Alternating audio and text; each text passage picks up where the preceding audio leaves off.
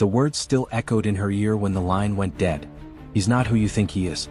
Rachel Myers sat frozen in the dim glow of her kitchen, the receiver trembling in her hand.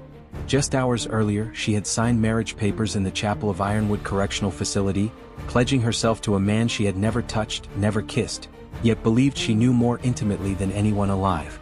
Daniel Cross had written her letters filled with aching poetry, words that made her believe in redemption. And now, with one whisper, a stranger had cracked that fragile illusion wide open. Rachel's gaze drifted to the shoebox on her table, stuffed with 2 years' worth of letters. They had been her lifeline, her love story written in ink. But suddenly the loops of Daniel's handwriting seemed staged, too careful. She dug out an old newspaper clipping she had saved from when she first learned his case. And there it was, a detail she had skimmed past dozens of times. Prosecutors alleged Cross acted in concert with another suspect, who was never apprehended. The missing name surfaced now with terrifying clarity. Michael. That was what the voice had said. Check the transcripts. Start with the name Michael. Rachel couldn't sleep. At dawn she packed her car and drove 3 hours back to the prison, her nerves coiled tight. When Daniel appeared behind the glass, his dark eyes softened at first sight of her. He pressed his palm to the divider. But Rachel didn't return the gesture.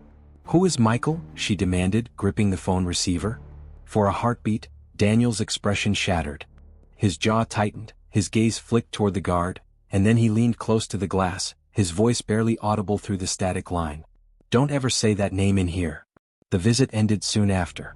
Rachel walked back to her car in a fog of dread. He hadn't denied it. That night the blocked number rang again. She almost didn't answer, but fear outweighed caution. "Daniel didn't kill that family," the voice whispered urgently. "Michael did. And Michael is still out there." The call cut. Rachel's stomach dropped. If Daniel was innocent, then he had been serving a life sentence for his brother's crime. And if Michael was alive, why was he watching her now? It started subtly. A dark sedan idling outside her house. A man's silhouette in the grocery store aisle, gone when she turned back. At first Rachel thought she was imagining it. Until the night she came home to find her shoebox of letters disturbed, papers scattered across the floor. Nothing missing, except for her sense of safety.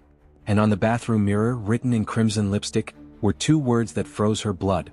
"Stop digging." Desperate, Rachel turned to the only person who might understand.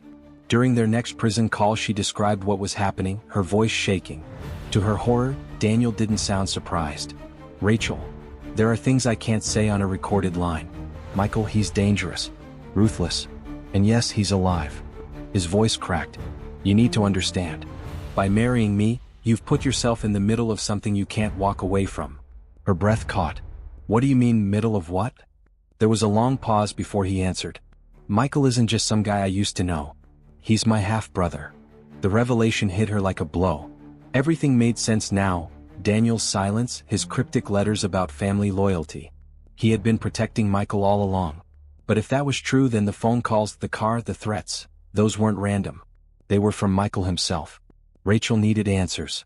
She tracked down the retired detective who had worked Daniel's case years ago.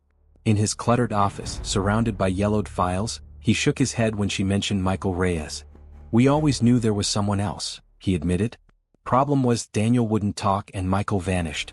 The evidence we had? Circumstantial at best. If you find Michael, you might just prove your husband's innocence." Back home, Rachel tore through archives, databases, anything she could access. Days blurred into nights. And then she found it, a grainy newspaper photo from a local fundraiser just 2 towns over. In the background, a man stood half-turned, lifting a champagne glass. His resemblance to Daniel was undeniable. The caption listed his name as Miguel R. Santos. Michael. Hiding in plain sight. The next morning, a letter arrived at her doorstep. No stamp, no return address. The handwriting was not Daniel's. "You're closer than you think." Another came 2 days later. "Your husband kept me safe. Now I'll keep you quiet." Rachel's skin crawled. The final straw came in a manila envelope left inside her mailbox. Inside were Polaroid photographs, grainy but clear enough. Her daughter, captured from afar. Walking to school. Swinging on the playground. Eating cereal through the kitchen window. The last photo was of Rachel herself, asleep on the couch. Beneath it, a note. "Daniel can't protect you. But I can." Rachel's world collapsed. The man she had married, the man she had trusted with her heart, had tied her fate to a ghost who now haunted her every move. Michael Reyes was alive and he had found her. And yet, Rachel's instincts screamed that Daniel was not the monster the world believed. If he was innocent, then he might be the only one who could stop Michael. But he was locked away, his voice filtered by guards and monitored calls. Unless she broke the rules. Unless she got him a phone. Her hands shook as she tucked the contraband burner into her purse, the weight of her decision crushing down on her.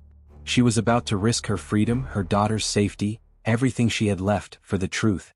That night, sitting in her darkened car outside the prison, she dialed the secret number Daniel had given her in a coded letter months before. The line clicked. His voice came through raw, unfiltered. "Rachel," he whispered, "listen to me carefully, because once I tell you this, there's no going back.